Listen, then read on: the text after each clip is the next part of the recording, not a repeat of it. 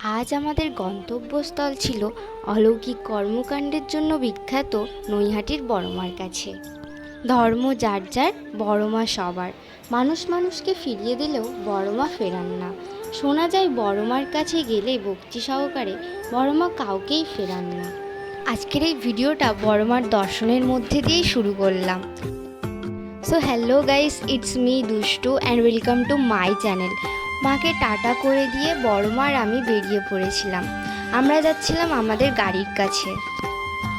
তারপর সবাই মিলে বড়মার নাম নিয়ে বেরিয়ে পড়েছিলাম। আমরা যেহেতু গাড়ি নিয়ে গিয়েছিলাম তাই আমাদের সময় লেগেছিল 1 ঘন্টা 40 মিনিটের মতো। কলকাতা থেকে নৈহাটি গাড়িতে আসতে সময় লাগে 1 ঘন্টা। আর যারা ট্রেনে আসতে চাও তারা শিয়ালদা থেকে নৈহাটিগামী যে কোনো ট্রেনেই চলে আসতে পারবে। স্টেশন থেকে নামলেই তোমরা সামনেই টোটো দেখতে পেয়ে যাবে এবং মাত্র 10 টাকার বিনিময়ে তোমরা চলে আসতে পারবে বড়মার মন্দিরে। আমরা গিয়েছিলাম 14ই জুন 2025 শনিবার।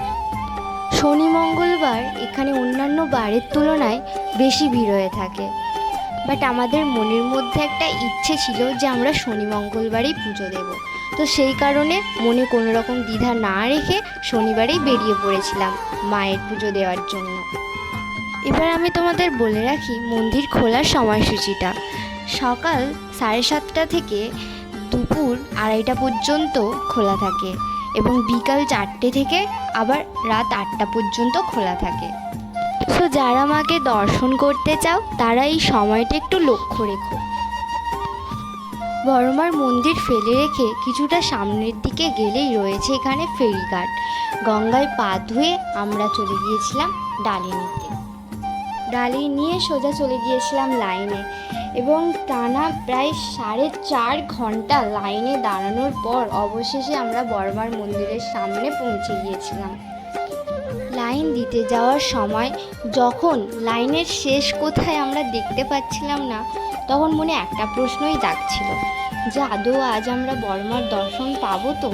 কিন্তু ওই যে কথাই আছে, বড়মা চাইলেই বড়মার দর্শন পাওয়া যায়।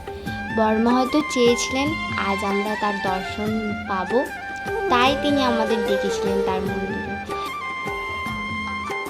সো গাইস, অবশেষে আমাদের অপেক্ষার ফলস্বরূপ আমরা বড়মার দর্শন পেলাম এবং তারপর আমরা মন্দিরে পুজো দিলাম।